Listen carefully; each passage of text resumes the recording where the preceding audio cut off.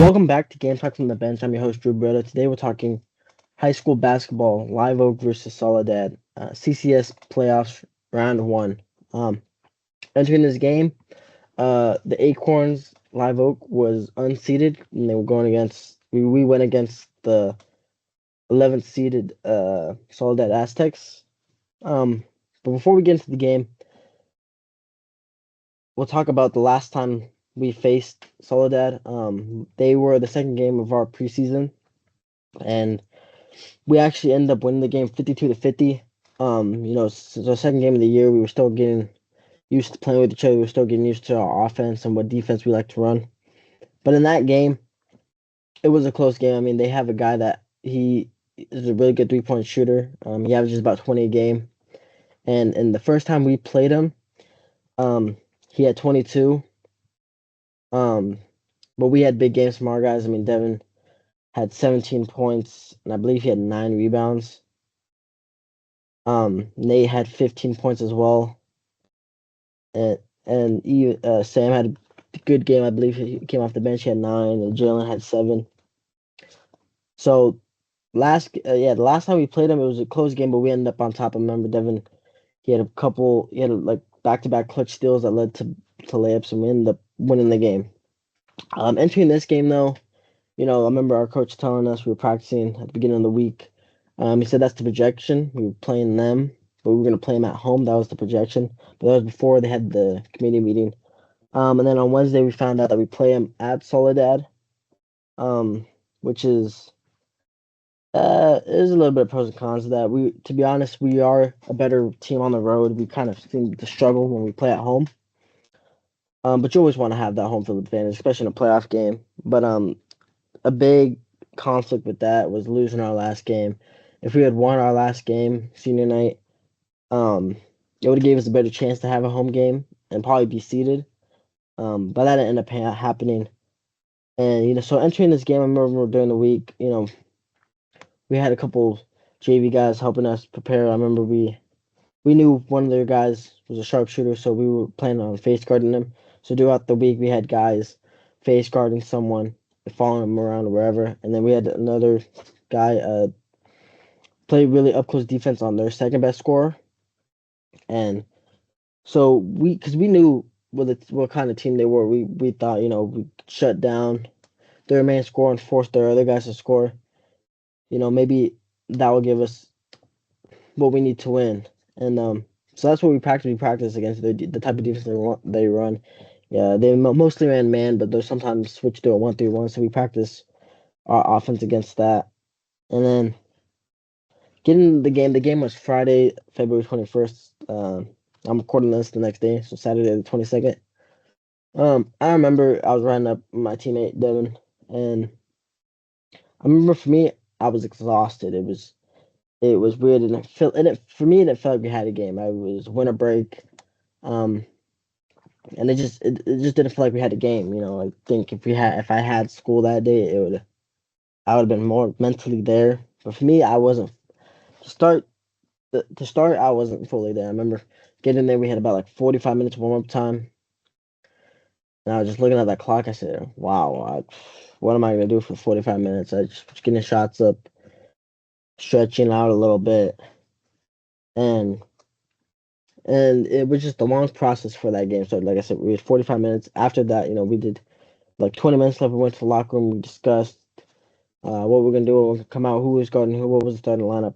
For those you don't know, the last time we played him, Jalen, he was a everyday starter, and he started every game. But he got we talked about it in a couple previous episodes. He got injured in our second to last game against Sobrato, so he wasn't able to go on Friday. So Luke stepped up, and we always believe we always believe in our guys. We always have confidence in our guys. So I believed in Luke. I knew he was going to do what he needed to do to help us win. And so we come back out, we do our normal routine, do layups, we do shooting, we stretch. And then they announce everyone, so everyone on each team gets announced, and then the starting fives get announced. They CCS, they play they're high on sportsmanship, so they had the starting lineup guys like shaking hands with each other. And then after that, we did the national anthem. So it was just a lot of time, a lot of, I would want to say, anxiety. It was just very anxious for the game to get started. And then finally, the game starts. I believe we lost the tip, but made a defensive stand. And then coming out the gates, Luke drills a wing three. Like I said, I remember myself. I was myself. I don't know about the others, but I know myself. I was really tired and exhausted. But we all got up. We all stood up off the bench. Not stood up celebrating for him because he's a guy that didn't really get much, but he gave you everything he got in that opportunity, and he was out there hustling.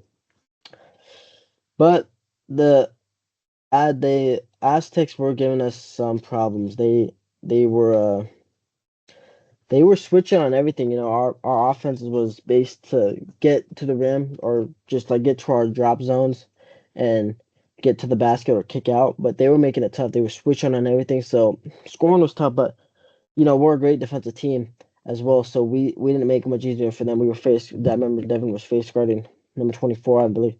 He only got like a three. I think he made a couple of threes in this game. But at the end of the first quarter, we were only down two. It was 11-9. Like I said, we had to make some tough buckets. I remember Ethan drove a couple times. He had to get a couple tough layups. But they made it hard for us to score. I remember just going to their guys and saying, "Hey, just trust your shot, trust yourselves. Just get get to the rack, get to the foul line." And the second quarter, it was more of a struggle. I mean, we only put up 6 points to their 13. I mean, and it's not like we weren't running on offense or anything. We were running on offense. We just couldn't knock down some shots. I like to say we're a team that is a really good shooting team. We make a lot of threes. We make a lot of shots. But the past couple of games, we've been on a cold streak, and it continued in this game. Just missing wide open shots, a couple of our a couple of our layups just rimming right out. I remember our big man Riley had like should have been. I thought it would have been an and one, and just saw it rim right out. And it's just like ugh. It's like those shots just falling out, just kind of like your confidence just starts to drop. And I remember a couple of guys were getting tired, and we just had to power through. I mean, we were down nine, heading into half, and Sam had subbed into the second quarter, and I thought he was playing phenomenal. He ended the quarter shutting down their main score 24 a couple of times. But their second guy, number two, their second guy, he stepped up. He had a really big game for them. But Sam came in. He made an instant impact. He was playing great defense. He was getting to I believe he got to the free throw line, or he was making layups. But he was penetrating their defense, so he was making it harder on them as well. I remember just getting in the half. We're down nine. It looked like we were down, but we weren't out. And we're getting halftime, and coach was talking to us. He was like, the expectation for us wasn't high. We're coming off, I believe it was back to back varsity 5-19 season, so the bar was low, and we exceeded that bar a lot. We made playoffs. Obviously, our goal was to win league, but that we fell short of that. So our next goal was make run in playoffs. So I remember him talking to us at halftime. We made a few offensive adjustments where we were trying to get the ball maybe to the elbow first, or running an action between our two guards. And defensively, we just had to keep just staying in front of our guys because like I said, we were face guarding one of their guys, so the help side we didn't really have much help side. We were starting to switch on everything as well. And the third quarter was different. We came out, we were scoring, we were making buckets. We had a lot of heart and hustle out there. We ended up winning the quarter, but it was only by one. We won the quarter 18-17, down eight heading in the fourth. And I remember our coach saying, "Isn't this fun, right? Playoff game."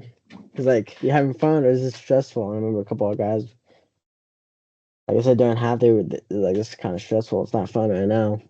But and coming on the third, things looked a little bit better. Like I said, we won the quarter only by one, but it was better than nothing.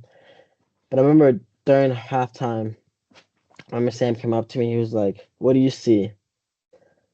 And I was like, I was like, Sam, for you, I was like, you're getting to where you want to be. But I was like, I think you need to slow it down right now. They're moving with you at your pace, so you guys are all moving fast. I think if you, I think once you get in there, slow it down, they're gonna go right by you, and you're gonna be having good looking shots. And he kind of took over in the second half. He got to the line a lot. He made a couple of big time floaters and layups. Um, but in the fourth, we're down 8, and it was kind of like the Nate and Sam show. I mean, those two guys, I mean, just were making big time shots. Sam got to the free throw line, I want to say about 6 times. And then he was face guarding their best player, number 24. And you can see the frustration on his face. I mean, this guy was running from sideline to sideline. Sam was right there every step of the way. You know, as a guy who plays with Sam at practice, I know how physical he is, so I couldn't imagine what that guy was going through. I mean, he was looking frustrated because every time they tried to pass him the ball, Sandwich was right there. Every time he caught it, he just had to give it up because he didn't like the pressure.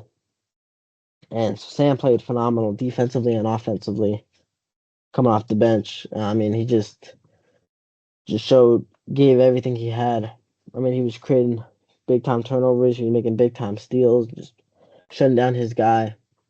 And then Nate offensively was just making big time plays. You know, he's always facilitating the ball, dribbling it up. I mean, doing everything he does. I mean, he's just a special player. I mean, I had to go against him at practice, so I know how special he is. He's so shifty. He's got such great ball handle, and he's got really some of the best court vision I've ever seen. But in that fourth, I mean, we played really good defense. We held him to 6 points. Um, like like I said, or I haven't said this, but like the second half of our season, our defense has gotten really good. We've held opponents to like under 50 points, and our defense has become a strong suit. It's like it flipped off. Like in the first half, our offense was great. Our defense wasn't bad, but it wasn't where it could have been. And in the second half of the season, our defense really stepped up, but the offense kind of went cold. And that's kind of what happened. Well, that's what happened these past couple of games. But today, in the game yesterday, our defense was solid in the second half. But in our offense in the fourth quarter, it just came alive. It came alive. I remember, I believe we were down 3, and Devin, I don't know if he had made a bucket all game. He was kind of struggling too. I remember I kept telling him, "Hey, trust your shot." I said, "Hey, you're gonna have to use your legs now. You're gonna have to use your legs a little bit in that jump shot." Because I know he had a face guard 24. I remember him telling me, like, "Hey, I'm tired, dude." And I was like, you could ask for a sub, or you could keep going out there and give it everything you got. I was like, yeah, that's what I'm gonna do. And I remember telling him, I said, hey, you're gonna have to use your legs in some of these shots. And down 3, he made a big catch and shoot 3. He made a big time 3, tie the game. Remember they called a timeout. He came into the huddle. I said, you used your legs on that one, huh? He said, yeah. Actually, when I shot it, it felt really good. And then like I said, our defense was incredible that fourth. We ended up getting the ball with about like 34 seconds left. We made a defensive stand. We had the ball with about 34 seconds left. For those who don't know, in California, shot clock's 35 seconds, so that means we had one possession. And the funny thing is, most of the time when we have leads or when we have the ball in a game-winning situation, we like to just, I don't want to say waste the clock, but that's what it seems like. We like to just chuck up a shot and not use all the clock. But this time we had blown it. It was about 22 seconds left. We called timeout. Let our guys breathe, let our guys recuperate, and then coach, I believe, drew a play. I believe it was a 5-out offense. I don't remember exactly. And, we come out, try to run the play. Nate tries to get it to Devin, and the ball goes right through his hands, and it's a turnover with about like 18 seconds left. And I remember on the bench, I'm sitting there, like I said, exhausted, trying to give trying to give my guys everything I have. Standing up on every bucket. I was defensive chaining for them. I was coming after them as soon as the timeout went out, trying to give them everything I had because I knew they were giving me everything they had. And I remember thinking to myself, just stressing on the bench, like, oh, turnover. These crucial plays is why we've lost these so many close games, because there's been a few, not even a few. It's been like 5, maybe 6 games where we've lost by like 1, 2, maybe 3 points. And we've won a couple of them, but we've lost more than we won. And I was thinking to myself, I was like, this is going to be one of those games. I remember they called a timeout. Coming on the timeout, I said, "Hey, we just gotta make a defensive stand, right? Live to see another quarter, send this game to overtime." And I remember there was a miscommunication on the screen. Like I said, we were face guarding one of the guys, and their second man scorer got a wide open three, and he shot it, and I was like, "Dude, this might be money. This is the dagger right here." And he misses, and I see Devin going up for the rebound with two other guys, and I heard a whistle. I said, "There's no way they just called a foul, right?" And then I see the ref throw his jump ball up, and it was all ball, but there's only 0.3 seconds, so they only just chucked up a full court shot that I thought it almost went in, but it was crucial because when he called that jump ball, I was like, because they had guys that were just crashing the board because they had a couple offensive putbacks, and that was another main reason for their scoring was just offensive putbacks off missed shots. Um, so remember we had like 4 minutes in the huddle before overtime, before the first quarter of overtime started, and I'm just thinking to myself, I was like, playoff game, right? I mean, it doesn't get any better than that, It's extra overtime. I mean, more basketball being played, and I remember we won the tip, and I believe they made a defensive stop, and I remember they're coming up with the ball, and it was just dead silent. Like the crowd was silent, our bench was silent. We weren't even defensive chanting. All you heard was pure basketball. You heard the shoes squeaking, you heard the ball drip bouncing, and I was just watching. I was just so focused on the game, and I was like, wow, this is just pure basketball being played right now. And they ran their offense, and they got a good looking three, and they nailed it. They went up three early in the overtime. And then Devin, who struggled a little bit, he was able to finally get to the rim and get one to fall down. So we were down, I believe it was 53, 50, 51. And then for like, I believe our overtime quarters, is it 4 minutes? It's either 3 or 4 minutes. But for a couple back to back plays, it was just defensive stand after defensive stand. And then finally, I remember Devin had a good looking open three on the top of the key. It was a little deep, but I know he's got the range. He shot it. It looked good, and it just rimmed right out. I was like, oh. And then we got defense stopping in transition. Nate pulls up and he splashes a three, puts us up 54-53, and you saw the emotion come out of him when he made that big time shot. And then they called a timeout. I was telling my guys, I said, hey, there's about, I want to say 40 seconds left, maybe a little bit less, maybe like 30 seconds left. And I was telling my guys, I said, hey, one more defensive stand, right?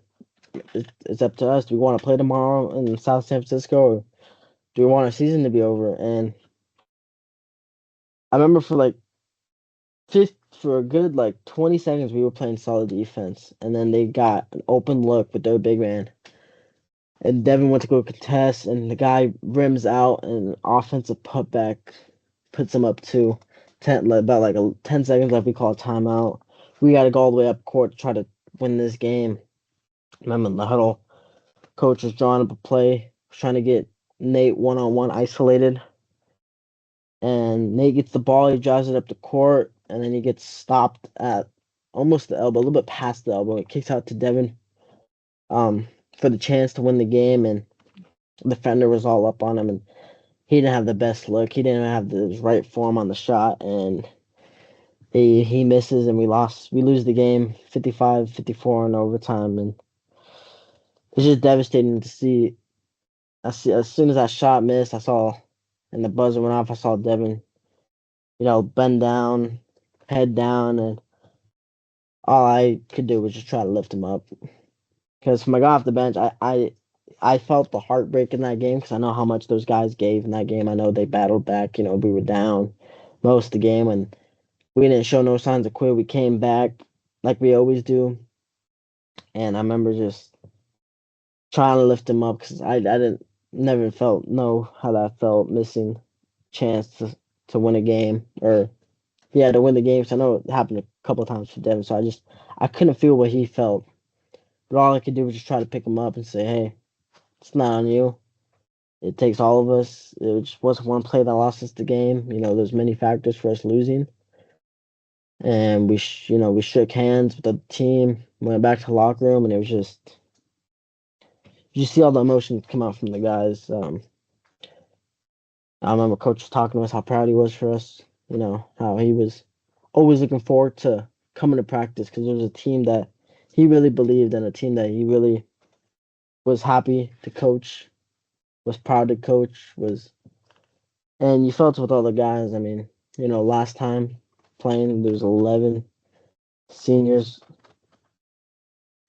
There was 11, 12 seniors of us, so it was a lot of our last games, and it was just devastating because I played with those guys. I played with a lot of those guys since like 7th grade, so playing the last game with them was a little heartbreaking because eventually I knew it would come to an end. I just didn't think it would be so soon. I thought, maybe we could win a couple of games in these playoffs because I know what type of team we got. We got a lot of great guys, a lot of guys with a lot of heart, a lot of guys who are willing to give you everything they got, and no matter how long they were in.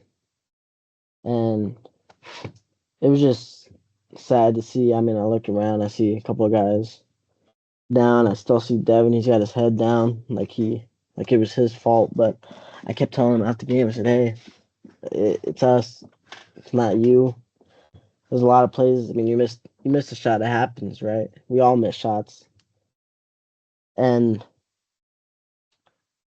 it was it was just sad knowing that it wouldn't be practice again on Monday. It was sad knowing that we weren't going to go to South San Francisco the next day to play El Camino. It was just sad knowing I won't be on the court or at practice with those guys ever again. So it was just the moment of surrealness that hit me. Like it's really over. But they say it's about the journey, right? It's always about the journey.